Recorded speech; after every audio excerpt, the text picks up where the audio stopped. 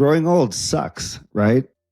But have you ever considered that instead of being a bad thing, the challenges of midlife can actually become real catalysts for our personal and professional growth? Well, that's exactly what we are going to be discussing today with a true visionary in the fields of entrepreneurship and personal development. That's Chip Conley. As a seasoned entrepreneur, Chip has been at the forefront of the hospitality and tech industries and is currently channeling his energy and talents into a groundbreaking venture, the Modern Elder Academy. I had the privilege of meeting Chip at the Wisdom 2.0 conference in 2023, and his perspectives on aging, happiness, and the transformative midlife journey really struck a chord with me. In this episode, we'll explore Chip's career from establishing the boutique hotel chain Joie de Vivre to his pivotal role as an in-house coach and leader at Airbnb and his latest endeavor, which is MEA. We discuss the U-curve of happiness, a fascinating concept that illustrates how life satisfaction has its ups and downs, which really highlights the transformative and, dare I say, confusing nature of midlife. You'll hear from Chip about his personal trials, including his struggles during the Great Recession and a near-death experience that prompted a profound reevaluation of his life's priorities. We explore how he transformed these experiences into wisdom, ultimately leading him to found MEA. For entrepreneurs navigating the complexities of midlife, this conversation offers tremendous insights. Chip's going to share his strategies for dealing with the many changes and challenges that come as we age and how to reframe our life into a hero's journey of exploration and growth. I hope you enjoy this episode of the Conscious Entrepreneur Podcast. Chip Conley, it's a pleasure to have you on the Conscious Entrepreneur Podcast. Thank you, Alex. Great to be here. I always wanted to be conscious entrepreneur when I grew up. Well, here we are. Now, you have had such an interesting career spanning hospitality, tech. Now you're working on this wonderful project, Modern Elder Academy, where you're the founder and CEO. You have so much innate wisdom. Let me put it that way. You have so much innate wisdom to share. And you may remember that you and I met in person last year in San Francisco at Wisdom 2.0, this great conference in April of last year. And I was in the audience with my wife as you were giving your talk at the event. And there was one story that you were telling and an image that you were showing that really, really struck both my wife and I. And it's the U-curve of happiness. Yeah. Now, I'd love to hear your thoughts on that, because the U-curve is really this kind of view of like, what does our evolution of happiness and life satisfaction look like over time? And the way that you presented it and displayed it is you essentially said, hey, the absolute bottom is when you're 47, which is exactly the age that my wife and I were last year when we were with you in April. And so your mileage may vary. Your mileage may vary. Indeed. Well, so we sort of looked at each other like, oh, that's why we feel like the wheels are coming off the bus all the time. But given your perspective on working with so many people who are in midlife, going through their own evolutions and changes, what does that U-curve of happiness mean to you? How should we be interpreting it? So, thank God I didn't just come up with this myself. And my personal experience was very similar to yours. My life between 45 and 50 just sucked. And, but at that point, the U-curve of happiness was not popularized. Nobody knew it other than a few academics. So this is social science research globally that shows that our life satisfaction starts to decline in our early to mid 20s. And it bottoms out around 45 to 50. 47.2 is on average the lowest point. And then after age 50, starting around age 50, we get happier with each decade. 50s happier than 40s, 60s, 50s, 70s, 60s, and women in their 80s happier than 70s. So it's like this U-curve, a long U-curve. So it looks like the Amazon logo that they've got of like that, with the little arrow on it.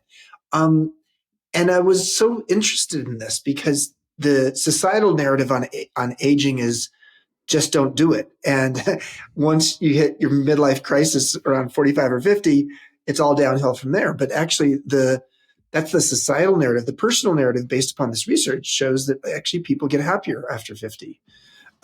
So that was, in many ways, for me, a door, a pathway, an opening for me in my 50s, because I was having a beautiful 50s. I loved my 50s a lot. And as I was imagining, as an Airbnb, as the modern elder there, and helping as the in-house mentor to the founders, as I decided I wanted to create MEA, the Modern Elder Academy, I I really reflected on the fact that I wonder what other kind of research is out there around aging that is like says maybe there's a pro-aging message, not just an anti-aging message. We know the anti-aging message, which is a lot of things get worse with Right. age, and Yes, we do. I really wanted to focus on what gets better with age and why and how. So the why is like, okay, what is it about 45 to 50 that is such a troublesome time? We can talk about that. And then also how to make it better. So that's really what my life purpose has been these days. And that's why I wrote the book, Learning to Love Midlife, 12 Reasons Why Life Gets Better with Age, as well as creating MEA 6 years ago with campuses in Baja and soon to be in Santa Fe, New Mexico. It's such a great transition. It's such a great way to think of life in stages. And what I really appreciated about the book, Learning to Love Midlife, was the way that you really paint a roadmap for people, right? And you say, here's how you can think about these different stages. And we have this view, and I'm a man of a certain age, and so I think, oh shit, I'm getting older every year. And you're really helping me to reframe this to say, hey, there's one phase beginning, there's one phase ending. This is a natural process to how things are going, and I appreciate those reframes. What are the things that people get wrong about aging? Like what have you found to be the absolute stickiest beliefs about aging? Well, gosh, do we have 2 hours? Some of the things that we get wrong is we think that our body is the only playing field of life. And so, yes, our body does get worse with age. There's all kinds of things that gets worse. Now, there's beautiful YouTube videos of people running marathons at 85 and doing yoga headstands at 75. But generally speaking, our body is like a rental vehicle we were issued at birth. And, as any rental vehicle gets more mileage on it, it has more dings in it. But what's more important is not what it looks like on the outside, but what does it feel like on the inside? And so the idea that that the only playing field of life is our body is a mistake. There's the playing field of our heart and our soul, our spirituality, our brain, and we'll talk about brain in a second, or our relational playing field. There's a bunch of things we get better at. So when it comes to the brain, yes, short-term memory gets worse with age. There's no doubt about that. But actually what gets better with age is, and Arthur Brooks has written about this in his book, From Strength to Strength, which profiles MEA, is we go from fluid intelligence to crystallized intelligence. When we're young, we're fast and focused in terms of our brain. When we're older, we're more holistic and systemic in our thinking, and we connect the dots. And we have more capacity to tap into intuition. So who knew that? What I knew about my brain is like, oh, as I get older, yes, I'll have short-term memory issues, and then I might have Alzheimer's or dementia. But no, actually, there's a bunch of positives here. What else gets better with age? Emotional intelligence. IQ doesn't change much with age, but EQ does. And our emotional reactivity drops with age. So our emotional intelligence grows, our emotional reactivity drops. Our wisdom grows with age. Our ability to tell the narrative story of who we are, to understand who we are, and get more discerning about what's important and what's not. That gets better with age. Our spiritual curiosity gets better with age. Richard Rohr, who's on our faculty at MEA and an MEA alum, and is teaching a workshop here in July at our Santa Fe Ranch campus. He says the first half of our life, our operating system is our ego, and for all kinds of reasons. And then it's around midlife that there's a shift in our operating system. There's an operating system change. And yet we aren't told about it. We're not really like, oh, it goes from the ego to the soul. But nobody gives us any roadmap or operating instructions for how to tap into that. What we do feel is something that's stirring inside of us. So there's a lot that gets better with age. And, there's in the book, I have 12 different reasons. I've just given you maybe 5 or 6 here. But what I really wanted to do is both tell my own personal story in the book, really capture the 4,300 alums who've come to Baja and their stories in the book, and then tap into social science research. Because, if I'm just talking about this and it's based upon what I've observed at our Modern Elder Academy, that's not enough. It really needs to be, undergirded with a foundation of an intellectual ballast of white papers and things like that. So it's an easy read, the book is, but I do really use some foundational academic research. And those folks who gave me that research are the people who've helped create our MEA curriculum in Baja and Santa Fe. There's a tremendous amount of great material in there, and to your point, you're obviously sharing your experiences and your stories and the folks that you've connected with at MEA and throughout your career, and there's a lot of academic rigor, which I think makes it an important work. And so the nice thing for me is, you're really planting a flag out there, right? And you're saying, let's change how we think about this. Let's change the narrative around aging. Yeah, it's important because actually it has health benefits. So Becca Levy at Yale, who's a big fan of MEA because we're like a living laboratory for her work, she's shown that when people shift their mindset from a negative to a positive when it comes to aging, they gain 7.5 years of additional life. There is not any physical intervention you can do. Stopping smoking at 50 gives you 4 extra years. Starting exercising at 50 gives you 2.5 extra years. Changing your diet, there's a lot of other things you can do, but none of them have as much of an effect as the sort of socio-emotional, the psychology of aging. And Bob Waldinger at Harvard's work has shown that, if you want to look at the common variable for people in their 80s and 90s who are happy and healthy, look at what their social relationships were like in midlife and beyond. So the number one variable is not, their wealth or their stress or how much exercise they had. The number one variable, what is how socially connected are they? So there's a lot of tech bros in Silicon Valley trying to help us live forever, but they tend to be extremely focused on the scientific, physical side of longevity and not the socio-emotional side of longevity, which frankly at this point has a greater impact. Well, it's a big deal because there's so much conversation these days about the negative effects of loneliness and isolation on people. Sure. And especially as a man, I will say that comes up, right? This happens. My default is to be internal or to kind of go inside, and I don't always reach out. And so I noticed that it takes extra effort to go out there and say, hey, okay, let me be social and connect and so on. And this is not just one person talking. This is happening across our entire society. Alex, I was an entrepreneur. I've been an entrepreneur my whole life, but I was an entrepreneur in my late 40s struggling, and I lost 5 friends to suicide, all of them men, ages 42 to 52, 3 of them entrepreneurs.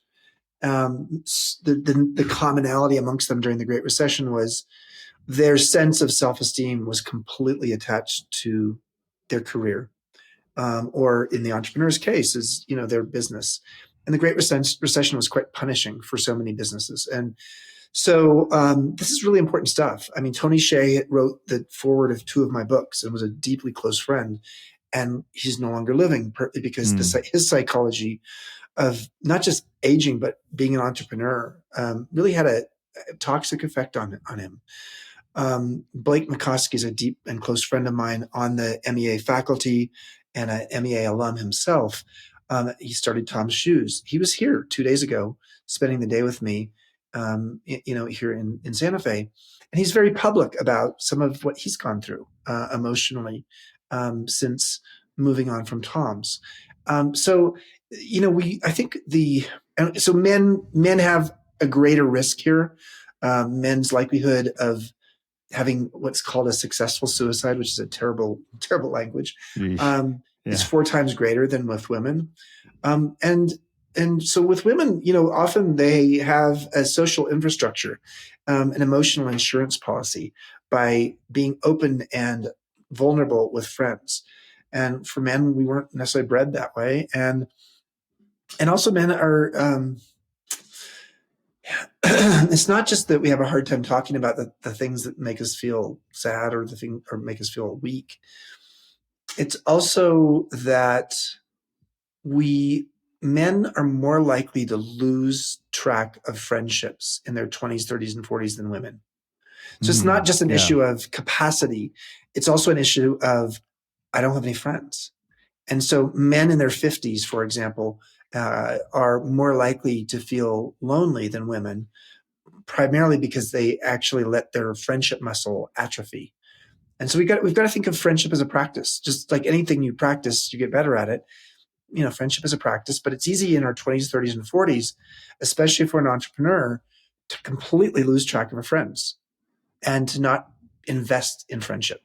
Yeah, that is hyper important and so often overlooked because we're just, heads down, building the business of our dreams or whatever it is that we're doing, and forgetting about how important it is to have this entire social infrastructure, as you called it, around us for our success.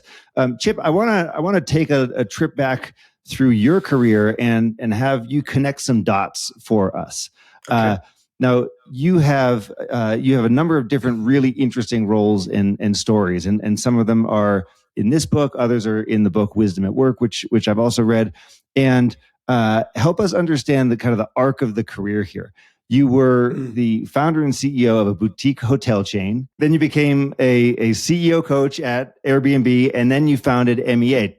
Trace the story there and connect those dots for us. Okay.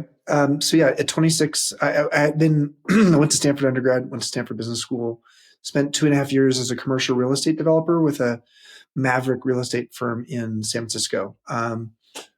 Got curious about hotels. Boutique hotels were just starting to flourish in the mid 1980s. So I decided to create a company called Joie de Vivre.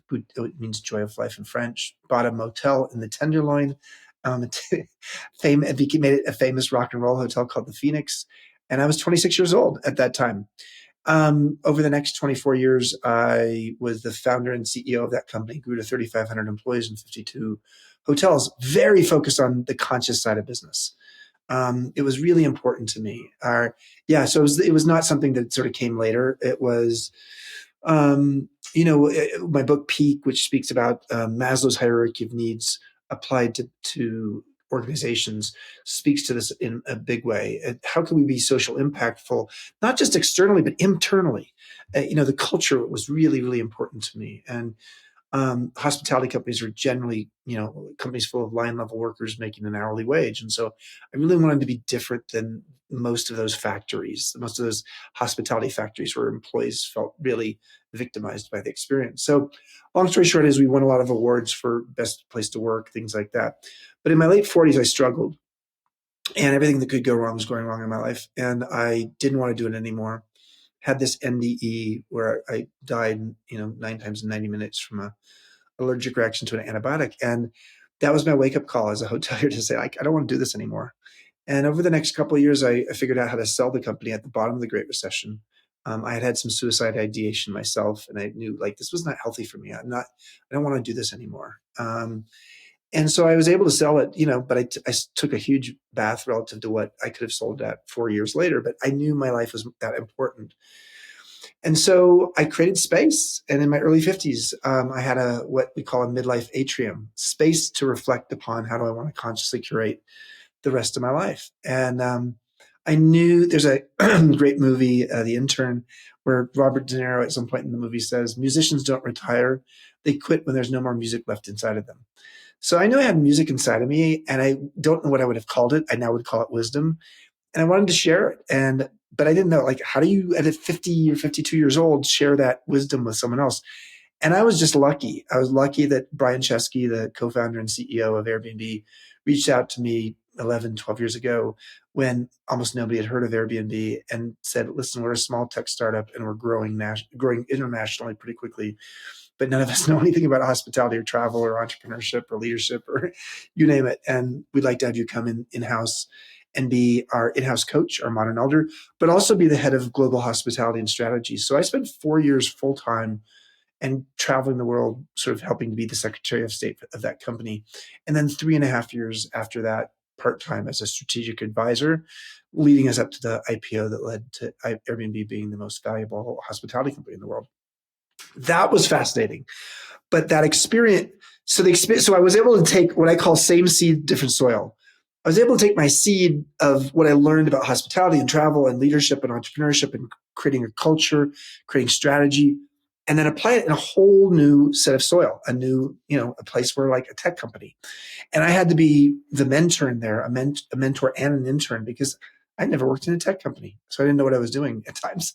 Um, but that experience in my 50s, where I really loved that after having a rough late 40s, woke me up to the fact like there's a lot of people out there in midlife who could use some help to understand how to become a modern elder, or how to, reimagine and repurpose themselves, not just professionally, but even personally.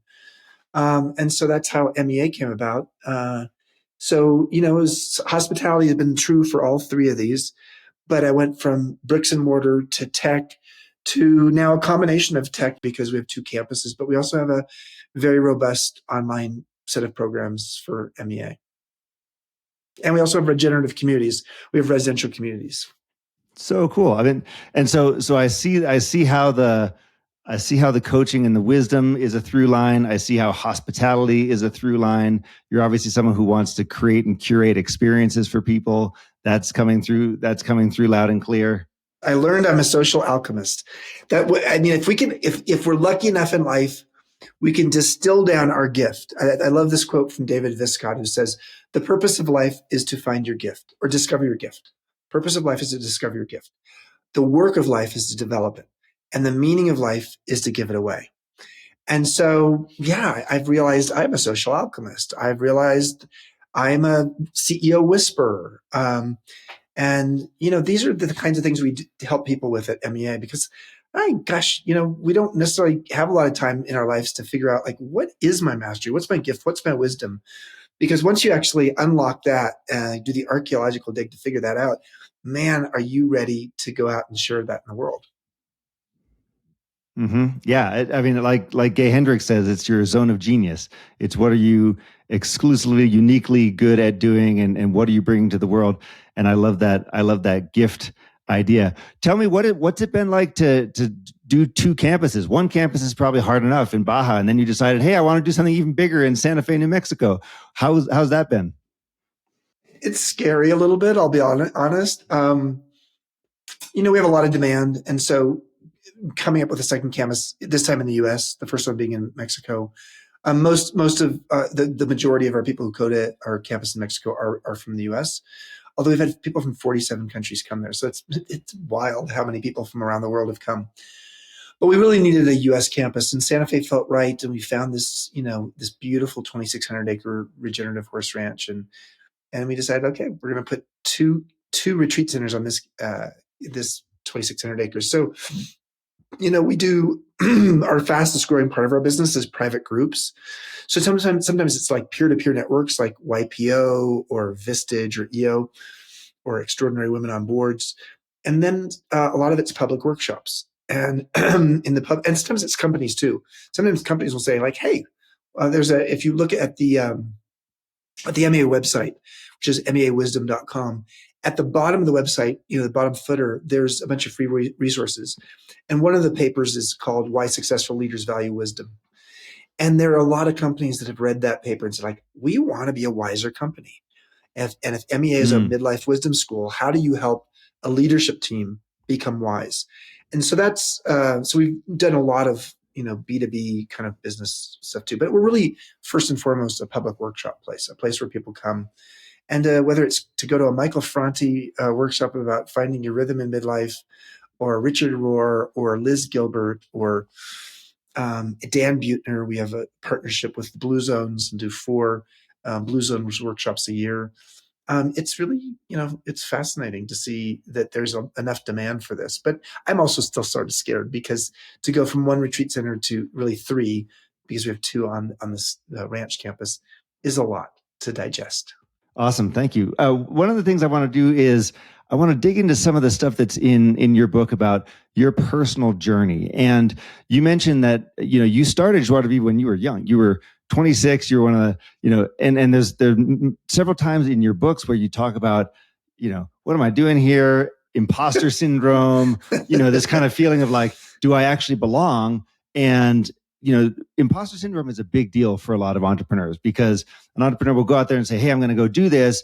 And then very quickly they start to feel, wow, everybody else is so much farther ahead than I am, and they're more experienced, and they've raised more money, and they have bigger companies, and whatever. The brain, creates all sorts of stories around that. Um, how has your experience of dealing with that changed as you have evolved yourself? Like what would you tell a younger entrepreneur or the younger Chip Conley who is facing imposter syndrome or similar thoughts? Well, I've moved from imposter syndrome to explorer syndrome, and that means sometimes I don't know what I'm going to be doing. I mean, I don't really understand it, and so I have to be an explorer. I have to be willing to learn, and that's not a bad thing. But it also means sometimes I have to surround myself with people who know more than I do. And for some entrepreneurs, that's really hard, because from an ego perspective, you want to be the hero, you want to be the smartest person in the room, and sometimes you have to other people there who are going to be calling you on your BS and helping you to see things that you just aren't seeing. And that's whether that's on a personal level or it's actually on a sort of knowledge level of something you just don't understand. It's really valuable. It's really also valuable to explain what you don't understand. I think people loved me at Airbnb because they thought I came in as the old, modern elder, and they said like, oh, but he's curious. He's not just wise, he's curious. And he's a mentor. He's both a mentor and an intern. And that helped because it really, made me more humble and more accessible. Over the course of my time at Airbnb, I had over 100 mentees in 7.5 years. It's a lot. And it's partly because people like really wanted to sort of lean in and learn more. But I think for me personally, the most important practice I've ever had in my life around wisdom is something I started doing at age 28. So this is 2 years after I started Joie de Vivre. And I was like such an idiot. I didn't know what I didn't know. And then I realized, oh, I don't know a lot of stuff. And I have this company that I'm running like, oh my God. And then we had an earthquake in San Francisco, and oh, nobody's coming to San Francisco because there's aftershocks, and there's the Bay Bridge, part of it collapsed, and the marina's on fire. Like, oh my God. So one day I went home and I just said like, I'm lost. And I took a personal journal off the bookshelf that I'd never written in, and I wrote on the cover of it my wisdom book. And I started a practice I've been doing for 35 years. Every weekend, I sit down with my wisdom book and I write down, what did I learn this week? Like little bullet points. So it's not a journal, like an emotional journal. It's more practical in the sense of it's like, here's what I learned this week. And usually the lessons I learned were painful because our painful life lessons are the raw material for our future wisdom. And so I learned these lessons. I made note of what they were. And then I would write in my journal, and here's how it's going to serve me in the future, which is really an interesting bridge. Because if you just have a painful life lesson, but it's not going to be helpful to you in the future, then it just feels painful. And what I really needed to do is help myself see I'm learning something along the way. And that's what helped me to not feel like an imposter, because actually I felt like, okay, I am documenting. And I've been doing this for so long. Now I do it in Google Docs now, but for the longest time, I have nine different wisdom journals. And when I was going through the Great Recession, I could go back to the .com bust 9/11 journals and say like, okay, what did I learn back then? Because right now I need some serious wisdom. So I think, you know, believing that you can learn. So this is a growth mindset versus a fixed mindset. A fixed mindset has this belief that you have a fixed amount of knowledge. Your job is to optimize it, or a fixed amount of capacity or skill, and you're supposed to optimize it. And you want to prove yourself and you want to win. A growth mindset is less focused on proving yourself and more focused on improving yourself. And it's not about winning, it's about learning. And so shifting your mindset from fixed to growth and being willing to actually be the idiot who is learning something and you something that everybody thinks that you know but you don't know yet, is part of what makes an entrepreneur effective in becoming a better entrepreneur. And Brian Chesky, I'll say, at 21 years my junior, CEO of Airbnb, a guy I reported to because I was head of global hospitality and strategy, but a guy I mentored. I learned from him. He was such a voracious learner and was really open to admitting what he didn't know. So I love that I learned that from from, someone 21 years my junior. Yeah. Very cool. One of the tools that you mention in Learning to Love Midlife is based on Joseph Campbell's work of the hero's journey. And to me, this is a really powerful way to reframe what am I going through? Because as an entrepreneur, it's really easy to get stuck in the day in, day out of just like, oh, the sky is falling in on me. Everything that's going wrong that could go wrong is going wrong at the same time.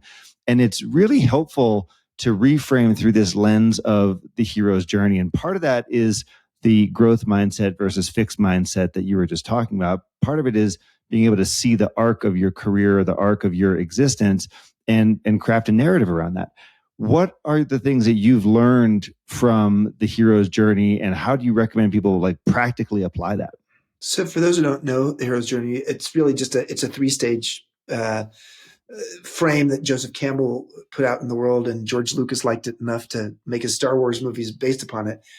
So there's really 3 stages. There's in the default world, starting with life is relatively normal, but something's not quite right, or something's like eating at you, or there's something coming through you that you're channeling, and that takes you from this sort of default normal world to the call to adventure.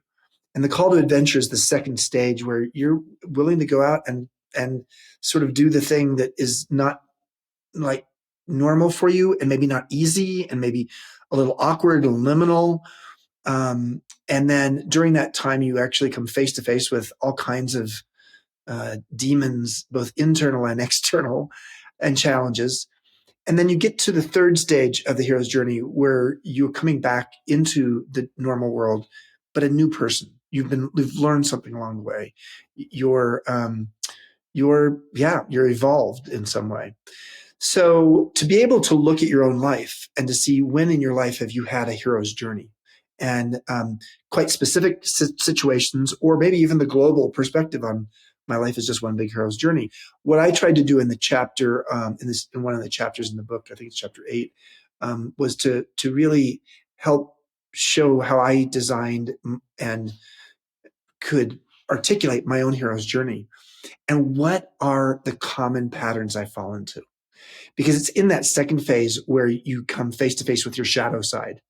And in the shadow side, it's almost unconscious. It's also like sort of qualities about yourself that you're not very proud of, but actually get you in trouble over and over again. And so for me, I know that like one of my shadow sides is I have a tendency to live by the African proverb, the first part of the proverb, which is, if you want to go fast, go alone. If you want to go far, go together. And I'm pretty much, I can be a loner and a lone wolf, and I get a lot done quickly, but I end up being resentful. Like, my team is way back there. Like, where the hell are you guys? And so I see myself not really collaborating with them well enough. And so, I've tried to get better at that, because I see what the effect of that is, if I don't get better at that. And so so I think this is not something you can do at 25. It's something you can do at 45 and 50 and 75 for sure. But it also takes a certain amount of willingness to be conscious about how you show up in the world, and, open to the shadow side of your personality. Yeah, wow. It's one of these things that it sounds like a fun exercise, like, oh yeah, I'll just paint the narrative here for myself. And then, like you're saying, shadow comes up. And even I mean, entrepreneurs face this all the time. It's like, hey, I thought this was a good idea. It's one of those things that people say, I did this because I thought it was going to be easy. And lo and behold, it isn't. So a lot of stuff comes up for people and turns out to be a challenge. And that's where the work happens. And that's also where the magic happens. Yes, exactly. Now, as you think of what you've called the midlife chrysalis, or the changes that people go through, how does that impact your views, and how does it change your views on things like being of service, giving back, building community? How does all that come together as we're going through an evolution and getting hopefully wiser as we age? Well, it's the idea of the midlife chrysalis is, it is what the butterflies, the midlife for the butterfly is the chrysalis. And yeah, it's dark and gooey and solitary, but it's also where the transformation happens. And again, Richard Rohr has been a big influence on me, and his work is saying that we shift from the primary operating system being our ego to our soul around midlife is when I think Eric Erickson, the developmental psychologist, says we start to think of our life as, it's not I am my business card, or I am, how much I own, or I am what people say about me. It's more like I am what survives me. And it is that shift to I am what survives me, and this shift to being beyond your own personal selfish needs and looking at what impact you're having. I mean, I think people do it at all ages, but it really, for many people, you come face to face with it in midlife, maybe the core of midlife between maybe 45 and 60. And what it leads to is, going from the return on investment mentality to the ripples of impact mentality, where your life is defined not by, the internal rate of return, but based upon the impact, the ripples of impact you're helping to create out there in the world. And for me, that's exactly where I am. I've not made a salary in 6 years. I don't intend to pay myself from MEA. I am investing a huge amount of money in the growth of this community. And I get my sense of satisfaction and success from connecting with our alums and seeing how their lives have been changed. And I mean, it sounds awfully cliche, but I'm a big fan of It's a Wonderful Life. And Clarence, the angel coming down to find Jimmy Stewart, George Bailey on the bridge about to jump off, and like showing him what his little town would have been like if George Bailey or Jimmy Stewart had never existed. And that's how I think all of us should feel is, our role is in the second half of our adult life is to prepare for our eulogy, not a resume. Wow, thank you. Chip, one last question has to do with the amount of your output in the work. You've written a lot of books. You wrote, obviously, Learn to Love Midlife. You wrote Peak, Rebel Rules, Wisdom at Work. I know a lot of entrepreneurs. Seven books. Seven books. Okay, 7 books. You've written 7 books. I know a lot of entrepreneurs. I know a lot of people who want to write books. What is it that motivates you to get the word out like that? How do you go about it? What's it like to actually do this work and write a book? And a daily blog too. So I mean, it's like, thank God I like to write. I mean, when I was a teenager, I wanted to be a writer when I grew up, and my dad said, that's not a practical thing. And so I really put it to bed. And then it was in my late 30s when I'd been running Joie de Vie for over 10 years. It had become big, and people were asking me to give speeches. And one day I gave a speech, and a literary agent came up after the speech and said, "Have you ever thought about writing a book?" And I laughed. I said, "I thought about writing books all the time, but I'm just running a company now. I don't have time to do it." And she says, "Make the time. You have a great story. I don't know if you're a good writer." And I told her, I think I'm a pretty good writer. And so that's how it all started with the book, The Rebel Rules, Daring to Be Yourself in Business. Richard Branson wrote the foreword. And since then, it's just been, I've seen writing as a way of documenting what I'm learning and to sharing it with others. So, I thank God I love it. Thank God I like to wake up early in the morning, because from 4:30 to 7:30, that's my best writing time. And that's really before I'm doing any work. And so when I'm writing a book, that's what I'm typically writing. Wow, fantastic. There's a lot of wisdom. There's a lot of inspiration in what you do. Thanks so much for sharing your journey.